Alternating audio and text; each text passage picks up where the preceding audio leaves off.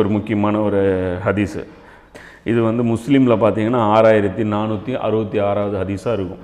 நம்மகிட்ட இருக்கிற முஸ்லீம் பார்த்தீங்கன்னா 5000 சில்லறையில் அது முடிஞ்சிடும். ஆனால் நான் இந்த நம்பர் வந்து இது உருதுவில் வந்து இது எடுத்ததுனால இது 6000 தாண்டி இது போகுது. மக்ரிப் தொழுது விட்டு அடுத்த தொழுகையும் தொழலாம் என்று நான் உட்கார்ந்திருந்தேன். அபு மூசா அல்-அஷ்அரி அவர்கள் சொல்கிறாங்க. அப்போ நபி ஸல்லல்லாஹு அலைஹி வஸல்லம் அவர்கள் வந்து பயான் செய்கிறாங்க. நட்சத்திரங்கள் இருப்பது வானத்திற்கு பாதுகாப்பாகும், அது சென்று விட்டால் அது அழிவு வந்துவிடும். நான் எனது தோழர்களுக்கு பாதுகாப்பு ஆவேன், நான் சென்று விட்டால் எதை அல்லாஹ் வாக்களித்தானோ அந்த சோதனைகள் வந்துவிடும்.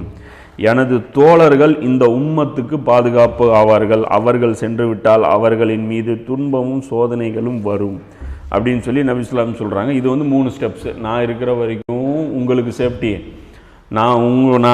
என் தோழர்கள் இருக்கிற வரைக்கும் உம்மத்துக்கு சேஃப்டி அப்படின்னு சொல்லி சொல்கிறாங்க. அப்போது இன்றைக்கி என்ன நடக்குது? நபி ஸல்லல்லாஹு அலைஹி வஸல்லம் உடைய தோழர்கள் நமக்கு இல்லை. இன்றைக்கி ஒரு உமர் ரலியல்லாஹு இருந்திருந்தா நம்மளை பார்த்து யாராவது டாக்குமெண்ட்டு கேட்பானா?